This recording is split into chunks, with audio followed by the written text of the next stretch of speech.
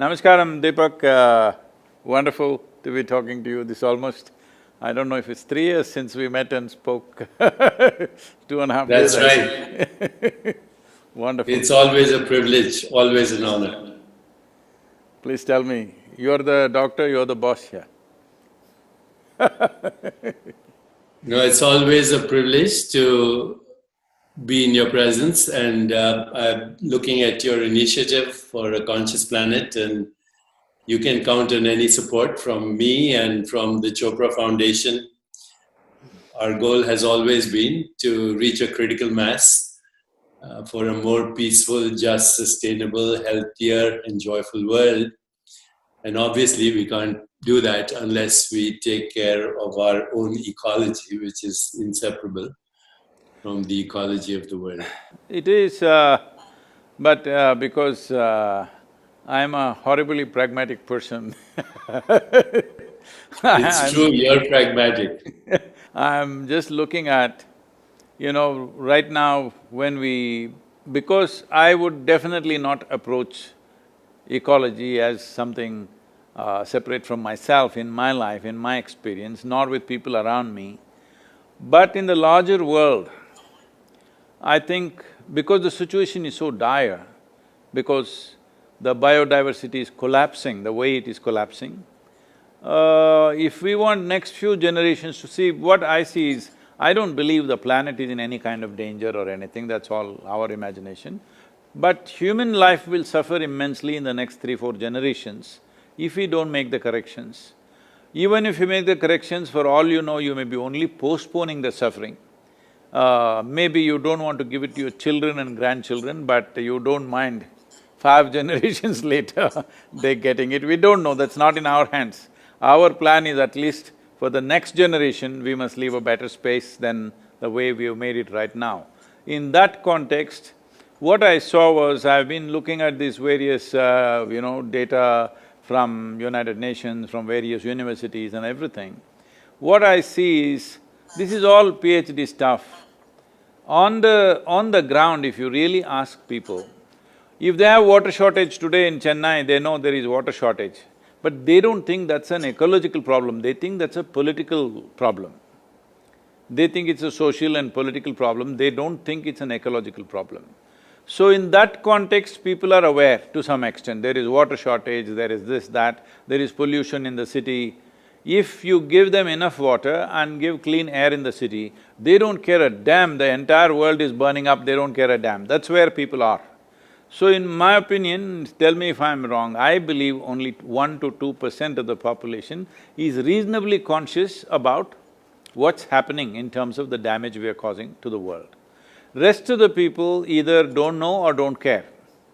Another 2-3% are only conscious about air pollution in the city, water shortage, this, that, things that directly affect them, not things that are happening which are seriously damaging to the planet. And when I say damaging to the planet, I'm not somebody who thinks planet needs to be saved by us.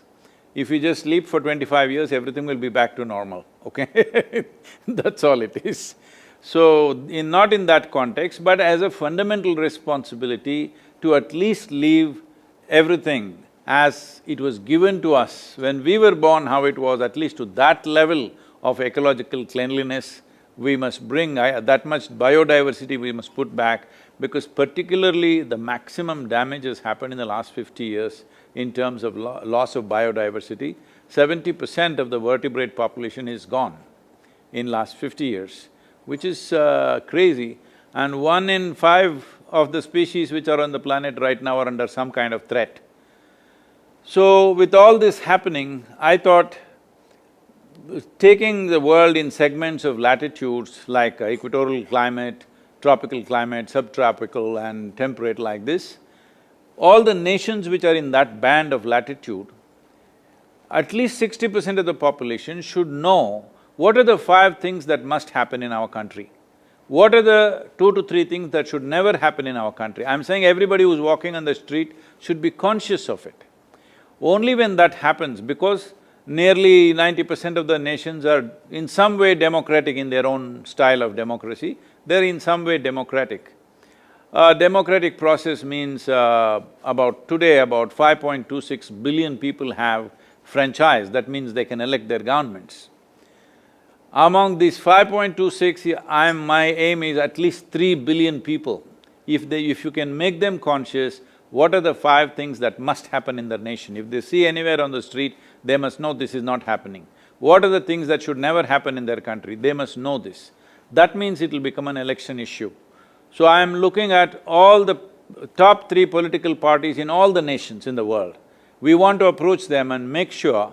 See, they will not make ecology the number 1 agenda in their manifestos. In their election manifesto, at least number 2 item must be ecological concern.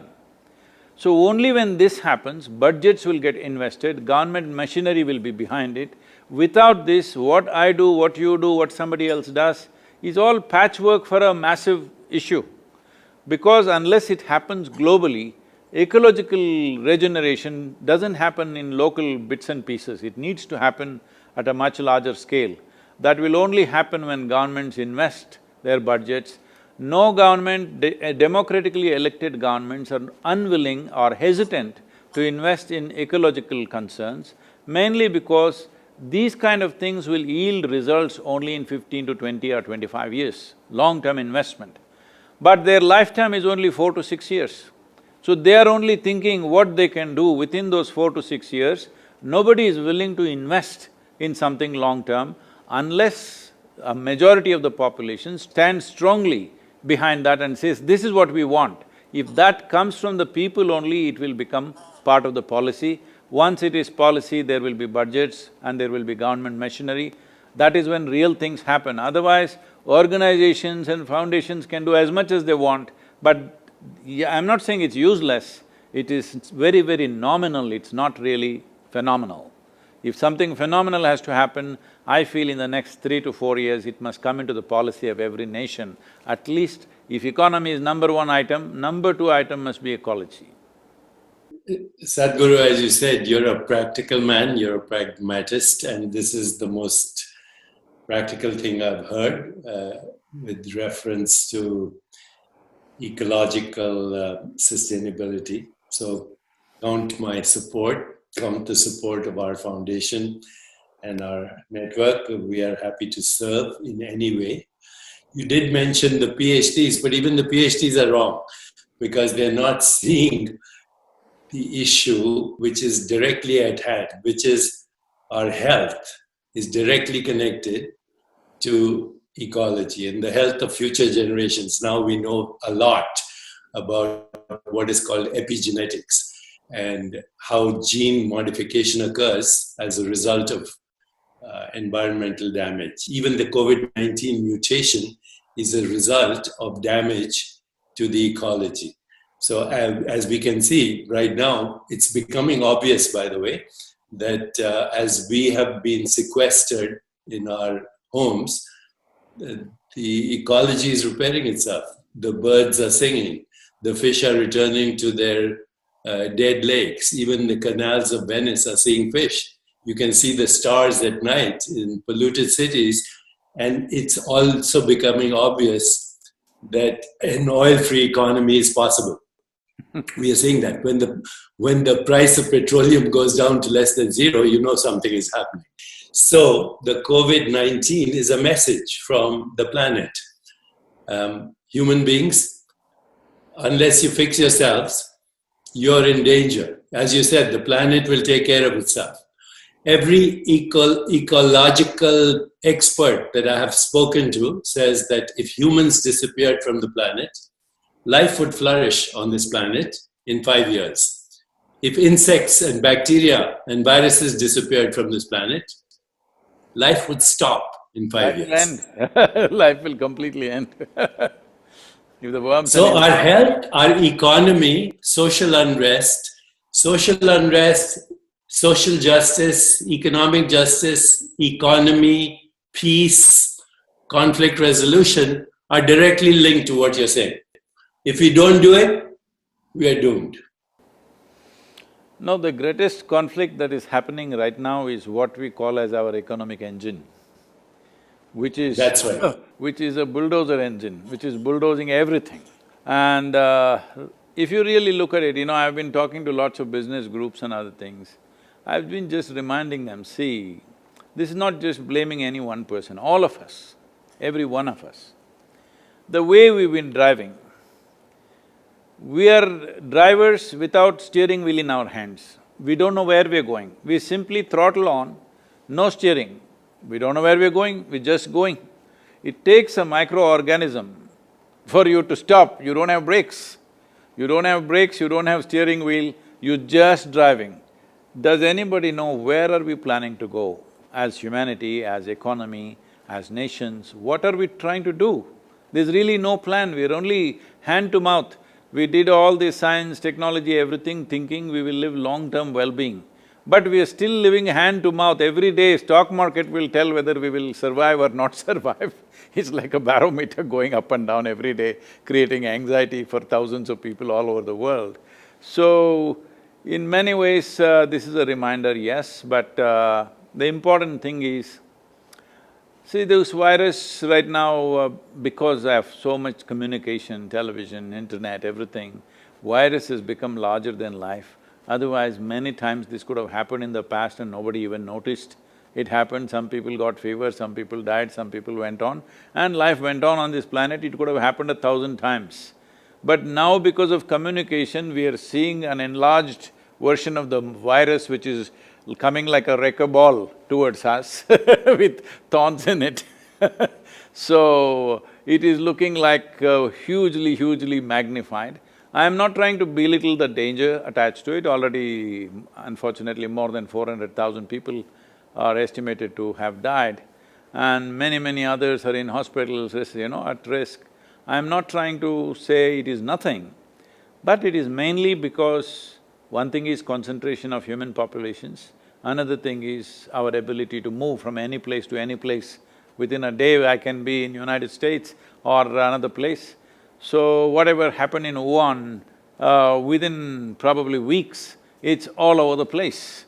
So, this would have never happened 500 years ago. If it happened in Wuhan, there only it would… 10 people will die and rest will recover and whatever will happen, that's all it would be. So, in many ways, it's our lifestyle, and even now, as far as you should know better, but from whatever I've got from various doctors and scientists, they are saying every day on an average, 128 scientific papers are being published about the virus.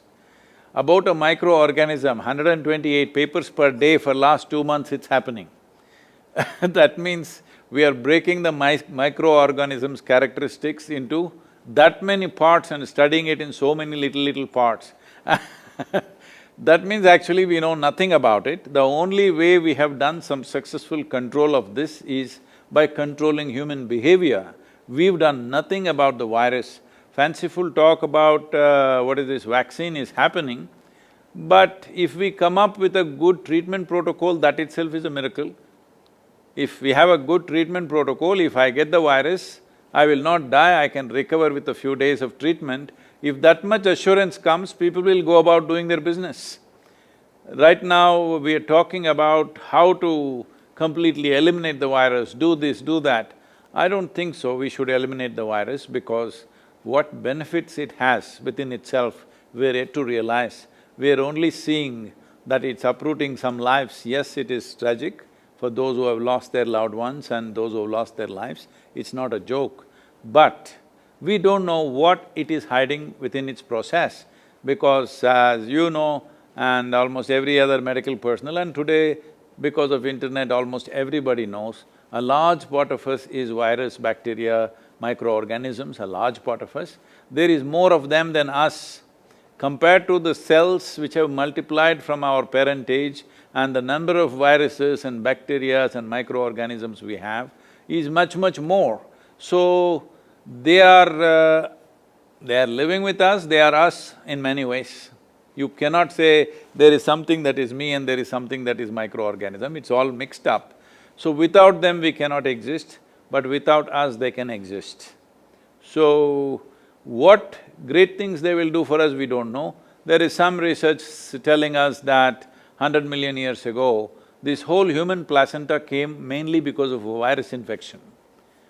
So it is the virus which gave us this placenta, which gave us the possibility of reproducing successfully, and the mother's womb, what happens, all those complex creation process that happens in our mother's wombs was instigated by a virus.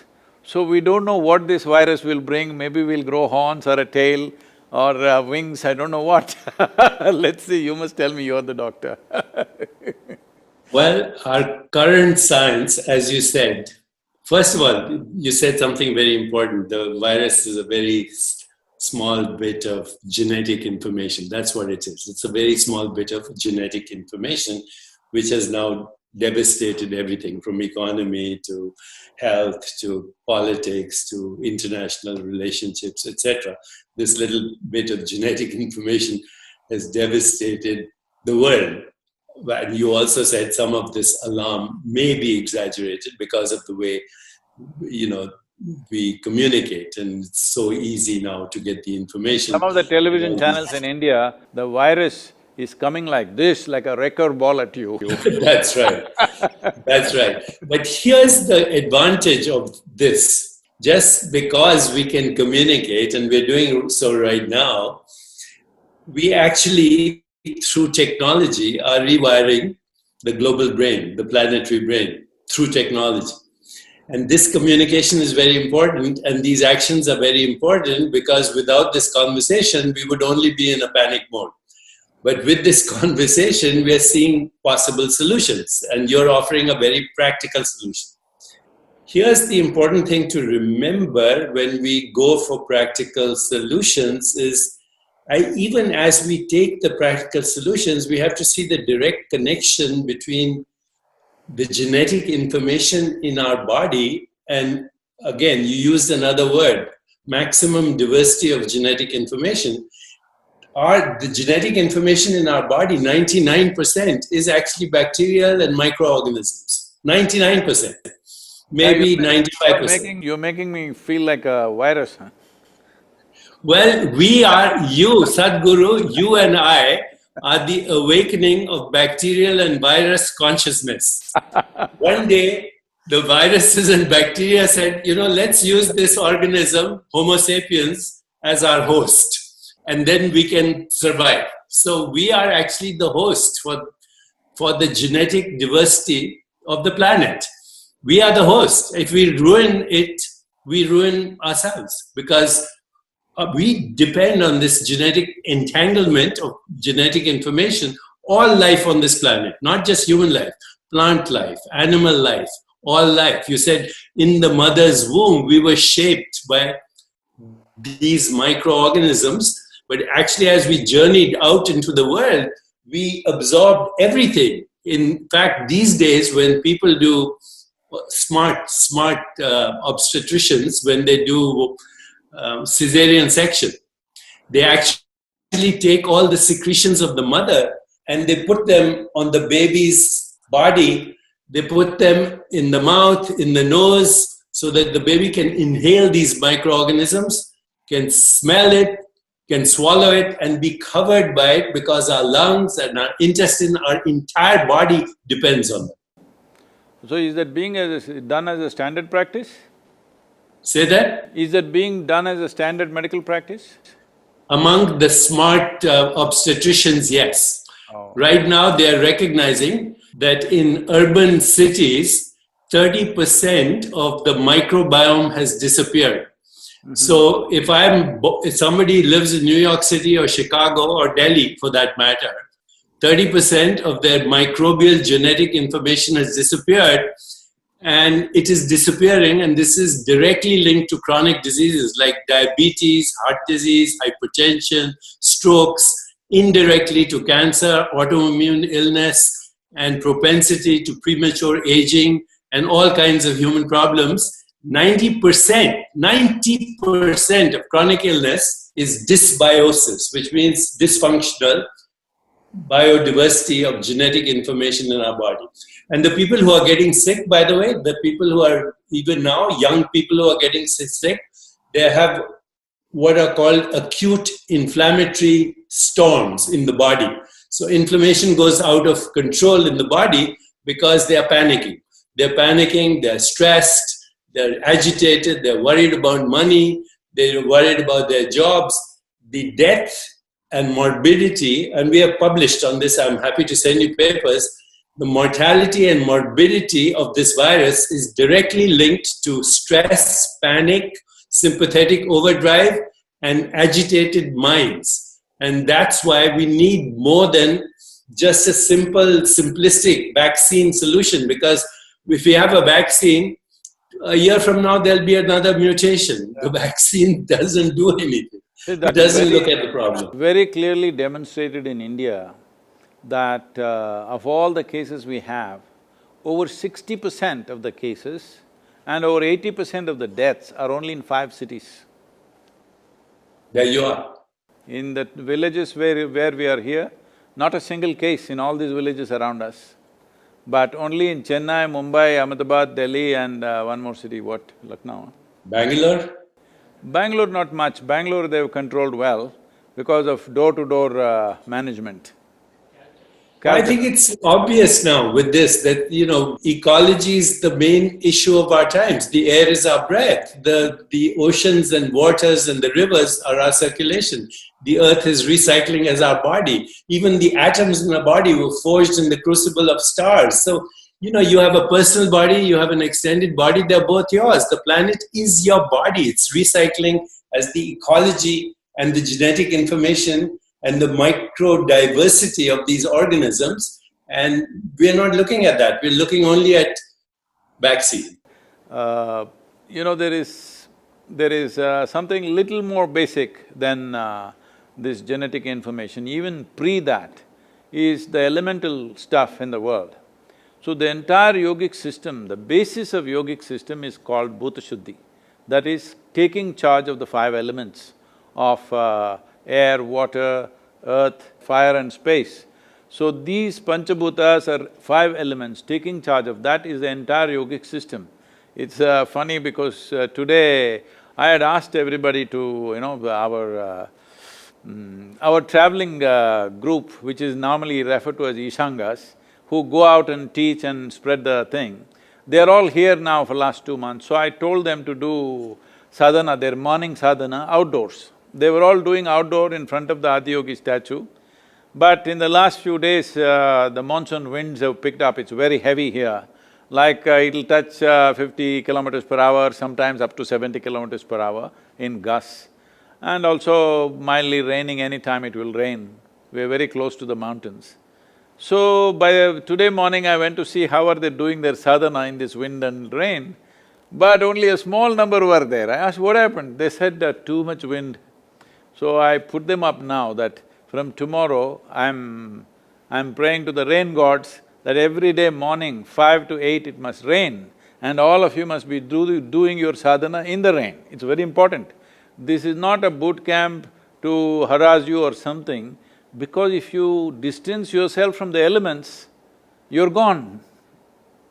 You may be alive, but you're gone because life doesn't throb in you, no realization will be possible, because if you want to touch the peaks of your consciousness, everything must be on. Right now, if survival itself becomes a challenge for you, what peaks will you touch? You will not even be interested. When survival is in question, nobody is interested in anything. So it's very important that your survival is not even a concern. If you sit here, everything is going on. If this is happening, then only you will want to explore different dimensions of life. So from tomorrow on, everybody is there in full rain and heavy winds doing their morning. That's beautiful. After all, that's the meaning of yoga, right? To be in touch with the source of all existence. And you're right, the Panchabhutas precede all genetic information, and that also comes from one undifferentiated consciousness. And if we want to be intimate with that consciousness, then yoga is the only way. Yoga is the only way in all its dimensions. We are doing everything possible. You must also join hands with us to change the image of yoga. Because I know in California, maybe I don't know how it's in San Diego, at least in Los Angeles, yoga means Lululemon pants and one day is my cycling day, another day is my jogging day, one day is my yoga day, that kind of stuff. So we are seeing how to change the image of yoga, that yoga is a comprehensive science and a process to bring this unity, because the very fundamental is unity. What you're talking all this time is just that there is no separation. But separation has happened mainly because, it's the magnanimity of the cosmos, it's the magnanimity of the creation that it gave you an individual experience, though you're as small as a virus compared to the cosmos. What virus is to you, you're just that, a speck of dust. But to this speck, an individual experience has been given. This is not something that you did, it is just the magnanimity of creation that we can sit here and feel like an individual experiencing all these things. But once we take this individuality rather too seriously, suddenly we will get imprisoned in our own individuality. Individualism is imprisonment. This imprisonment is not just creating mental structures and emotional turmoils, this is destroying body's ability to live strong. Living strong is not happening to most people simply because they've become cubicles of their own, that their individuality has become too strong, and people, unfortunately, largely, I'm sorry if I say something wrong, medical fraternity has not recognized that what you do with your mind and emotion will inevitably build a cocoon around yourself, and a cocoon is not a protection, a cocoon is a coffin. Well, I have nothing more to add. You've said everything. Just one phrase encapsulates everything. Yogast Kuru Karmani. Established in yoga, perform action. This is the call of the moment, and thank you for leading it, Sadhguru. Thank you.